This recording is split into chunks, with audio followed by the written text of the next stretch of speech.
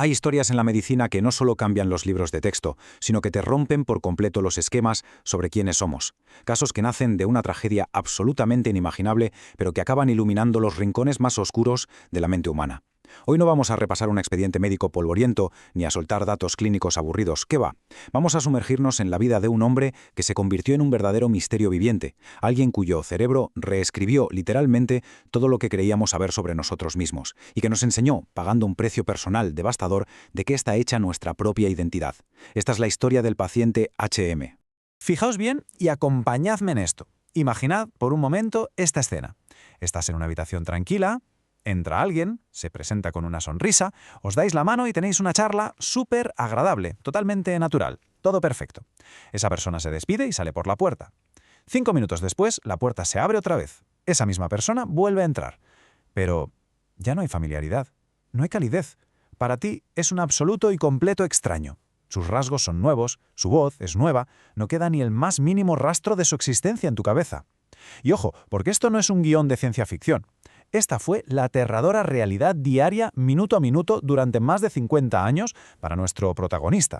Y claro, pensar en esto nos empuja de golpe a una pregunta con un peso existencial brutal. ¿Quiénes somos realmente si perdemos nuestro pasado reciente? A ver, si nuestra identidad es básicamente la historia que nos contamos a nosotros mismos, un hilo continuo de cosas que nos han pasado. ¿Qué ocurre cuando alguien coge unas tijeras y corta ese hilo para siempre? Dejad que esa idea resuene un momento en vuestra cabeza, porque es el corazón palpitante de todo lo que vamos a ver ahora. Primera parte. El misterio del presente. Para entender la inmensidad de esta historia, primero tenemos que conocer a la persona real que hay detrás del mito. Durante décadas el mundo académico solo lo conoció por 2 letras frías en los estudios clínicos, HM, pero detrás de esas iniciales había una vida. Su verdadero nombre era Henry Gustav Mollison, nació en Connecticut en 1926, y es absolutamente vital que lo recordemos como un ser humano, no como un conejillo de Indias. Henry era un tipo amable, con un sentido del humor fantástico, muy paciente, pero por un giro cruel del destino se convirtió en el hombre atrapado perpetuamente en el presente, incapaz de llevarse ni una sola experiencia hacia el futuro. Segunda parte. Una cirugía desesperada. Vale, para entender cómo Henry acabó atrapado en este bucle temporal, tenemos que viajar a los años 50, una época oscura, donde la neurociencia estaba en pañales y las decisiones médicas se tomaban muchas veces a la desesperada.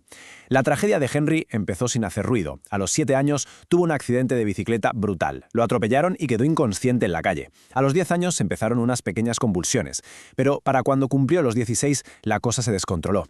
Las crisis se volvieron violentas y constantes. Imagina llegar a los 27 años y estar totalmente incapacitado. A pesar de tomar dosis altísimas de medicamentos experimentales, Henry no podía trabajar, no podía salir, no podía vivir. Era prisionero de la electricidad de su propio cerebro. Así que, en ese pozo de desesperación, el 1 de septiembre de 1953, tomaron la decisión que lo cambiaría todo. El cirujano que tomó las riendas fue William Beecher Scoville, y la propuesta clínica era sinceramente una locura extrema para la época. Una lobectomía temporal medial bilateral. En un lenguaje más de andar por casa, querían abrirle el cráneo y extirpar físicamente el tejido que en teoría causaba esas tormentas eléctricas en su cabeza. Lo más escalofriante de todo esto, que el doctor Scoville solo había hecho operaciones así de destructivas en pacientes con esquizofrenia o psicosis muy severa. Henry era el primer paciente con epilepsia en enfrentarse a algo parecido. Básicamente fue una apuesta a ciegas en un quirófano de 1953. Y no os imaginéis una intervención con láser súper precisa como las de ahora, no. Fue una extracción masiva. Scoville, usando una especie de tubo de succión plateado, extrajo unos 8 centímetros de tejido profundo de ambos lados del cerebro, arrancó los 2/3 anteriores del hipocampo, quitó casi todas las amígdalas, que son cruciales para nuestras emociones, y destruyó la corteza entorrinal. En aquel momento, la comunidad médica no tenía ni idea de para qué servía realmente el hipocampo. Creían, con una ingenuidad que hoy nos pone los pelos de punta, que podían quitarlo y la mente seguiría intacta, pero estaban muy equivocados. Tercera parte. El horror del olvido. Cuando Henry despertó de la anestesia, algo profundo e irreversible se había roto. Sí, las convulsiones casi desaparecieron, así que técnicamente la operación funcionó. Pero en aquellos pasillos del hospital empezó a gestarse un horror invisible. Fijaos en estas palabras del propio Henry, porque son de las descripciones más desgarradoras que existen en la psicología. Como despertar de un sueño. Cada día está solo en sí mismo. Imagina el peso de esa frase. Sin un ayer al que agarrarte. Sin un mañana que puedas planear. Todo lo que existe es una burbuja frágil que estalla y se reinicia cada 2 por 3. El diagnóstico fue demoledor: amnesia anterógrada severa, o lo que es lo mismo, la incapacidad total y absoluta para formar recuerdos nuevos a largo plazo. Su memoria de trabajo, esa que nos deja retener un número de teléfono unos segunditos, funcionaba, pero en cuanto Henry se distraía con otra cosa, ¡pam!, la información desaparecía en un pozo sin fondo. Su cerebro era como intentar escribir con tinta invisible, desaparecía al instante. Y aquí es donde la historia se vuelve una paradoja casi cruel. Mirad este contraste. Henry perdió para siempre la capacidad de crear recuerdos nuevos y, de paso, se borraron los 11 años anteriores a la cirugía. Pero, y aquí viene lo fuerte, mantuvo completamente intacta su inteligencia, su razonamiento lógico, su sentido del humor y sus recuerdos de la infancia. Hablaba perfectamente. De hecho, él sabía que tenía un problema de memoria. Era consciente, en su fugaz presente, de que algo iba mal. No era un caparazón vacío. Para nada. Era un hombre brillante atrapado en una habitación sin puertas hacia el mañana. Cuarta parte. El descubrimiento científico.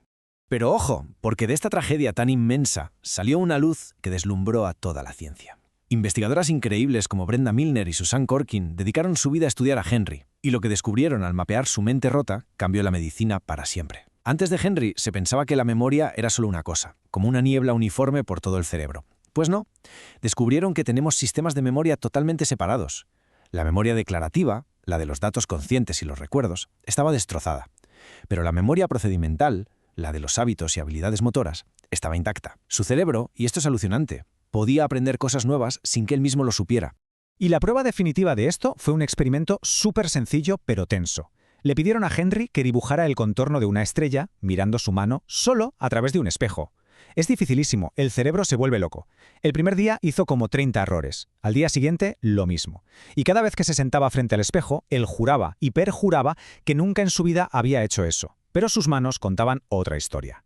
Día a día iba mejorando muchísimo. Al tercer intento lo hacía rapidísimo y casi perfecto. Su mente consciente lo había olvidado todo, pero su cerebro inconsciente recordaba perfectamente cómo hacerlo.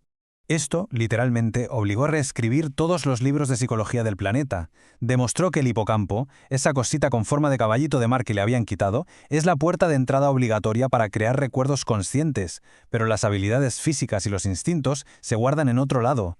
Henry nos enseñó que no tenemos una memoria, sino un engranaje complejísimo trabajando en la sombra. Quinta parte. Atrapado en el tiempo.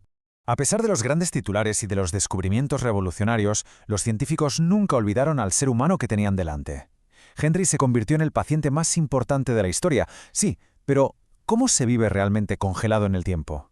Hay una entrevista de radio de 1992 donde le preguntan a Henry qué pensaba hacer al día siguiente, y él, con esa amabilidad infinita que tenía, contestó simplemente lo que sea beneficioso. Estaba feliz de ayudar, aunque no tuviera ni idea de en qué experimento estaba o a cuántas personas estaba salvando con ello. Pero claro, la parte más triste de todo esto es que Henry se pasó las últimas décadas de su vida en una residencia, haciendo el mismo crucigrama una y otra vez y viendo películas antiguas. Y es que resulta que el cerebro usa las mismas herramientas para recordar el pasado que para imaginar el futuro. Si no puedes construir recuerdos recientes, no tienes los ladrillos para imaginar tu propio mañana. Para Henry, el tiempo no avanzaba. Era un lienzo en blanco perpetuo, una espera infinita sin ningún horizonte. Así que volvemos a la gran pregunta. ¿Qué pasa con tu identidad cuando el tiempo se rompe en 1000 pedazos? Pues Henry nos demostró que la esencia humana aguanta. Él sentía cariño genuino por las investigadoras, aunque cada día las saludara como si fueran amables extraños que acababa de conocer. Su identidad estaba fracturada, por supuesto, pero no había desaparecido. Seguía ahí, viva, solo que atrapada en un instante para toda la eternidad. Sexta parte. Un legado inolvidable. Henry falleció en diciembre de 2008, a los 82 años, pero en un último y gigantesco acto de generosidad donó su cerebro a la ciencia. Y fijaos en este número, 2.401 rebanadas. En eso cortaron su cerebro, en láminas más finas que un pelo humano, durante un proceso ininterrumpido de 53 horas. Fue una hazaña brutal que siguieron en directo más de 3 millones de personas por Internet. Estaban creando un mapa digital del cerebro más famoso del mundo, para que pudiera ser estudiado para siempre. Todo ese sufrimiento no fue en vano, para nada. Su legado es incalculable. Acabó con la idea de que la memoria estaba esparcida por todo el cerebro. Señaló al hipocampo como el gran guardián de nuestros recuerdos. Separó para siempre la memoria a corto y largo plazo. Y, lo más importante para todos nosotros hoy en día, abrió de par en par las puertas a la investigación moderna sobre el Alzheimer. Cada pequeño avance que se logra hoy lleva el nombre de Henry en silencio. Es profundamente poético, la verdad. Como dijo la doctora Corkin, Henry era mucho más famoso que todos los científicos que lo estudiaron juntos. Su vida fue un sacrificio silencioso que nos permitió entender lo increíblemente frágiles que somos y lo hermosos que son los mecanismos que nos dejan decir «yo soy». El hombre que olvidaba cada encuentro ayudó al mundo entero a recordar cómo funciona la memoria.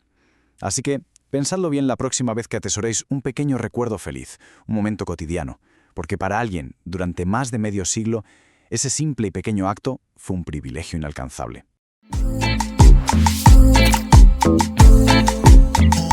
Ooh.